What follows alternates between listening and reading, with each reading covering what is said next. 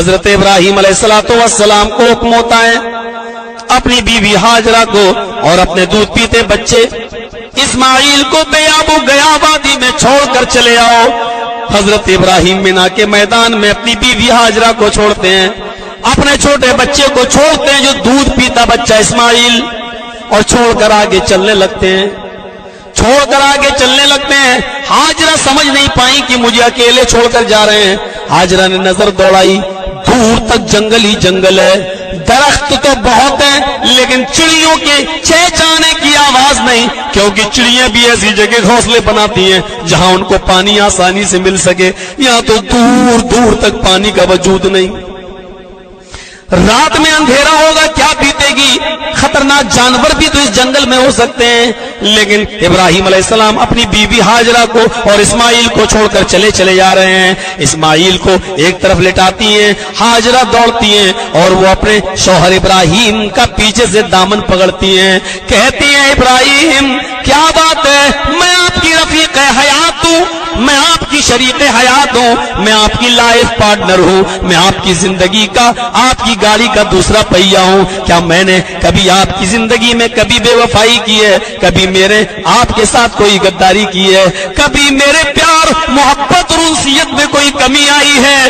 کہا نہیں، اے میری بیوی ایسی کوئی بات نہیں۔ پھر آپ مجھے اکیلے بیابان جنگل میں چھوڑ کر کہاں جا رہے ہیں، اس چھوٹے سے بچے کو جو میرا دودھ پیتا ہے؟ اے ابراہیم جب مجھے کھانا پانی نہیں ملے گا تو میں اپنے بچے کو اپنی پستان کا دودھ کیسے پلاؤں گی، مجھے چھوڑ کے کہاں جا رہے ہیں؟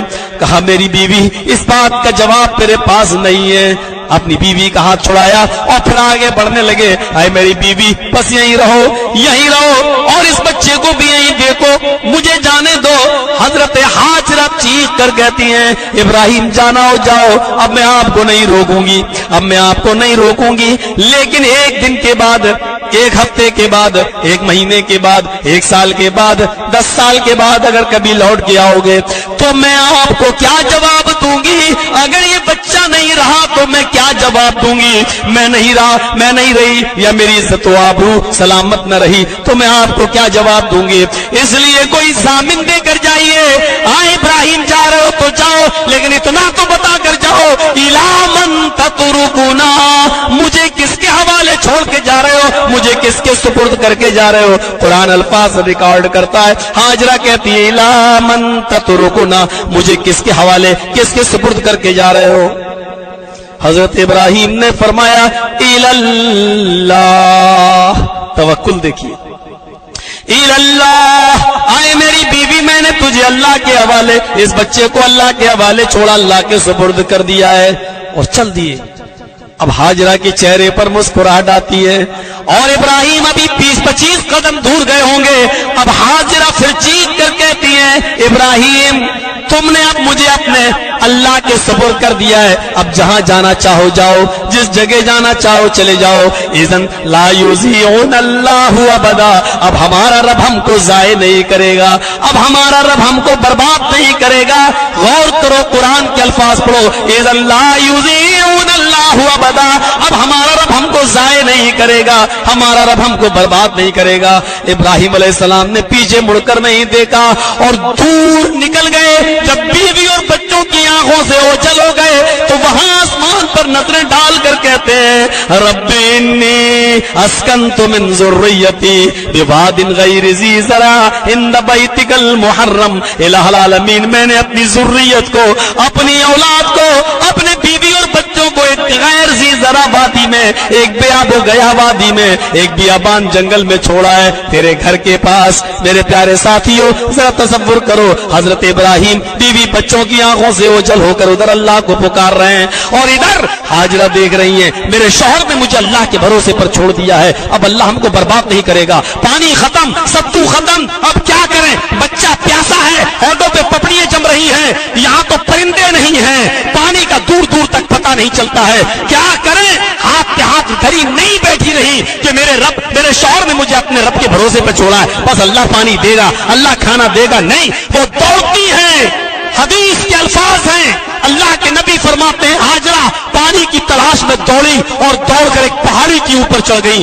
دنیا آج اس پہاڑی کو صفا پہاڑی کے نام سے یاد کرتی ہے، پہاڑی پر چڑھ کر جھانک کر دیکھتی رہی ہیں، کوئی قافلہ نظر آ جائے، کوئی قبیلہ نظر آ جائے، کوئی بستی نظر آ جائے، کوئی گاؤں نظر آ جائے، ان سے تھوڑا سا پانی میں مانگ لوں اور اپنے بچے کو پلا دوں، یا کوئی قافلہ نظر آ جائے، بزنس مین لوگ نظر آ جائیں، ہم ان سے تھوڑا سا پانی لے لیں، لیکن نہ قافلہ نظر آتا ہے، نہ بستی نظر آتی ہے، نہ آبادی نظر آتی ہے۔ حدیث کے الفاظ ہیں، ہاجرہ نے صفا پہاڑی سے دوڑ لگانا شروع کی اور پھر دوڑتی ہوئی مروا پہاڑی کے اوپر چڑھ گئی، لیکن مروا کی پہاڑی سے جھانک کر دیکھتی ہے تو ادھر بھی نا امید ہو جاتی ہے، کوئی بستی نہیں، کوئی قبیلہ نہیں، کوئی قافلہ نہیں۔ پھر وہ صفا پر آتی ہے، ادھر بھی نہیں، پھر مروا پر جاتی ہے، ادھر بھی نہیں۔ اللہ کے نبی فرماتے ہیں اس نے 7 چکر لگا دیے، 7 چکر، کبھی آہستہ چلتی ہے، کہیں کہیں دوڑ کے چلتی ہے، نشان لگا دیے گئے، آج گرین لائٹ لگا دی گئی ہے، یہاں سے یہاں تک دوڑی تھی۔ عورتوں کو دوڑنے سے منع کیا گیا ہے، مردوں کو اس اسٹائل میں دوڑنا ہے جس اسٹائل میں حضرت ہاجرہ دوڑی تھی۔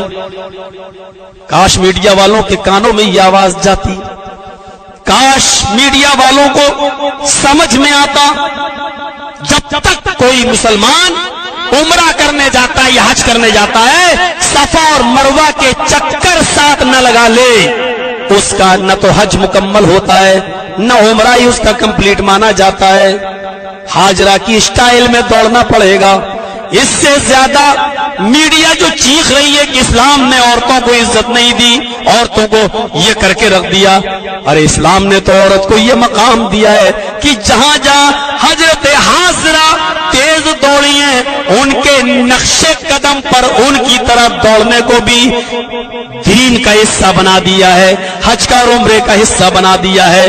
حضرت ہاجرہ کے نقش پا کو دین اسلام سے جوڑ دیا ہے۔ جب تک تم ہاجرہ کے نقش قدم پر چل کر دوڑو گے نہیں، ہم تمہارا حج بھی قبول نہیں کریں گے، ہم تمہارا عمرہ بھی قبول نہیں کریں گے۔ میرے پیارے ساتھیوں، اس سے بڑا ایک عورت کا مقام کیا ہو سکتا ہے؟ اس سے بڑی ایک عورت کی عزت اور آبرو کیا ہو سکتی ہے جو اسلام نے ایک عورت کو دیا ہے؟ اس سے بڑا عورت کا مقام کیا ہو سکتا ہے جو اسلام نے عورت کو دیا ہے؟ 7 چکر لگانے کے بعد تھک جاتی ہیں، پھر آتی ہیں اور کہتی ہیں لا العالمین، جتنا دوڑنا تھا دوڑ چکی، جتنا جانا تھا کر چکی۔ اے اللہ، میرے شوہر ابراہیم مجھے تیرے بھروسے پر چھوڑ کر گئے، میرا بچہ پیاسا ہے، میرے شوہر کی امانت ہے، وہ آئیں گے، میں کیا جواب دوں گی؟ اللہ میرے بیٹے کے لیے پانی، میرے بیٹے کے لیے پانی کا انتظام فرما۔ اللہ کی بھی دریائے رحمت جوش میں آتی ہے، اس کو بھی غیرت آتی ہے، اور اس نے جبریل سے کہا جبریل جاؤ، میرا بندہ ابراہیم میری بندی کو، اپنی بیوی کو اور اپنے بچے کو میرے بھروسے پر چھوڑ کر گیا ہے، اس کی نگاہیں میری طرف اٹھی ہیں، ہم اس کی نہیں سنیں گے تو کون سنے گا؟ جاؤ، جہاں اسماعیل ایڑیاں رگڑ رہے ہیں اسی جگہ پر تم پر مارو اپنا، اور میری قدرت کا کرشمہ دیکھو۔ جبرائیل نے اسی جگہ پر مار دیا اور وہیں پر چشمہ جاری ہو گیا، زمزم، پانی کا چشمہ جاری ہو گیا۔ ہاجرہ نے پانی دیکھا، مارے خوشی کی اچھل گئی اور فوراً اس پانی کی مڈیر باندھنے لگی، دیوار کھڑی کرنے لگی، اس کو روکنے لگی، وہ بہہ رہا تھا اس کو سمیٹنے لگی اور سمیٹتی جاتی تھی، اور عبرانی زبان میں کہتی جاتی تھی زم زم زم زم۔ یہ عبرانی زبان کا لفظ ہے جس کا معنی ہوتا رک جا، ٹھہر جا، رک جا، ارے کہاں جا رہا ہے، رک جا۔ اس پانی کو وہ روکتی جا رہی تھی، سمیٹ رہی تھی اور کہتی جا رہی تھی زم زم زم زم، رک جا رک جا۔ اس کی ایک دیوار باندھی، مڈیر باندھی۔ اللہ کے نبی فرماتے ہیں اللہ رحم فرمائے ہاجرہ پر، اگر اس نے دیوار نہ باندھی ہوتی، مڈیر نہ باندھی ہوتی تو اللہ وہ پانی ساری دنیا میں پھیلا دیتا۔ اور جب چیز بہتات ہو جائے کسی چیز کی اور عام ہو جائے کوئی چیز اور اس کی کثرت ہو جائے تو پھر اس کی قدر نہیں ہوتی ہے۔ پانی ساری دنیا میں اگر پھیل جاتا تو اس کی پھر وہ قدر نہیں ہوتی جو آج ہو رہی ہے۔ ہمارے بہت سے غیر مسلم بھائی گنگا کو کتنا اچھا پانی سمجھتے ہیں، لیکن اس کی کوئی قدر نہیں، پیشاب بھی کر رہے ہیں لوگ، اس میں لیٹرین بھی کر رہے ہیں، غلاظت اور گندگی بھی پھینک رہے ہیں، اس کی کوئی قدر نہیں ہو رہی ہے۔ خود BHU ہندو وشوودیالیہ جو بنارس کے اندر ہے، اس میں لیبوریٹری جو ہے اس نے جانچ کر کے بتایا ہے کہ زمزم کے پانی میں آئرن ہے، زمزم کے پانی میں کیلشیم ہے، زمزم کے پانی میں منرلز ہیں، زمزم کے پانی کو 10 سال اگر رکھ دیا جائے ایسے ہی کھلا ہوا تو اس میں کیڑے نہیں پڑتے ہیں، وہ خراب نہیں ہوتا ہے۔ زمزم کا پانی اگر کوئی پیٹ بھر کے پی لے تو کم سے کم 3-4 گھنٹے کی بھوک اس کی مٹ جاتی ہے، یعنی وہ غذا کا بھی کام کرتا ہے۔ اور ایسے ہی پانی کی ضرورت تھی ہاجرہ کے لیے، کیونکہ وہاں کھانا پانی نہیں تھا، تو کم سے کم وہ پانی پی کر وہ کچھ گھنٹے اپنی بھوک مٹا سکے، پھر پانی پی لے پھر بھوک مٹا سکے، ایسی پانی کی ضرورت تھی۔ اور زمزم کے اندر وہ خصوصیات آج بھی موجود ہیں۔ توکل تھا، اللہ پہ بھروسہ تھا، لیکن ہاتھ پہ ہاتھ دھری ہوئی نہیں بیٹھی رہی ہیں۔ ہمیں اور آپ کو بھی چاہیے اللہ پر ہم توکل کریں، لیکن ہاتھ پر ہاتھ رکھے ہوئے نہ بیٹھے رہیں، تدابیر کریں، تدبیر کریں اور انتظام کریں۔ مختصر خطبہ ہوتا ہے، وہ تو میں نے 10 منٹ کھینچ دیا ہے کیونکہ کہہ دیا گیا تھا 10-5 منٹ اگر آپ آگے بڑھ جائیں تو کوئی حرج نہیں۔ میرے بھائیوں 1:20 ہو چکے ہیں۔ توکل علی اللہ پر یہ خطبہ ہمارا انشاءاللہ ہماری ایمان میں تازگی پیدا کرے گا، اور اسلام ہمارا اور ایمان ہمارا انشاءاللہ اس کو تقویت پہنچے گی۔ اللہ تبارک و تعالیٰ سے دعا ہے کہ الہ العالمین ہمیں پکا سچا مسلمان بنا دے، اسلام کے اندر ہمیں پورا پورا داخل فرما دے۔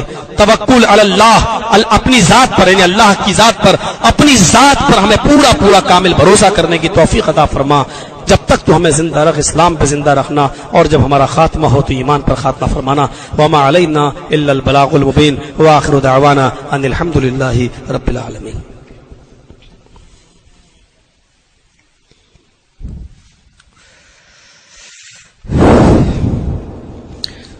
الحمد للہ نحمده ونستعینه ونستغفره ونعوذ بالله من شرور انفسنا ومن سیئات اعمالنا، من يهدي الله فلا مضل له ومن يضلل فلا هادي له، واشهد ان لا اله الا الله وحده لا شريك له، واشهد ان محمدا عبده ورسوله، اما بعد فان خير الحديث كتاب الله، وخير الهدي هدي محمد صلى الله عليه وسلم، وشر الأمور محدثاتها، وكل محدثة بدعة، وكل بدعة ضلالة، وكل ضلالة في النار۔ أعوذ بالله من الشيطان الرجيم، بسم الله الرحمن الرحيم، إن الله وملائكته يصلون على النبي، يا أيها الذين آمنوا صلوا عليه وسلموا تسليما، اللهم صل على محمد وعلى آل محمد كما صليت على إبراهيم وعلى آل إبراهيم إنك حميد مجيد، اللهم بارك على محمد وعلى آل محمد كما باركت على إبراهيم وعلى آل إبراهيم إنك حميد مجيد۔ إن الله يأمر بالعدل والإحسان وإيتاء ذي القربى وينهى عن الفحشاء والمنكر والبغي يعظكم لعلكم تذكرون، اذكروا الله يذكركم وادعوه يستجب لكم ولذكر الله تعالى۔ سبحان الله والحمد لله ولا إله إلا الله، سبحان الله والحمد لله ولا إله إلا الله، سبحان الله والحمد لله۔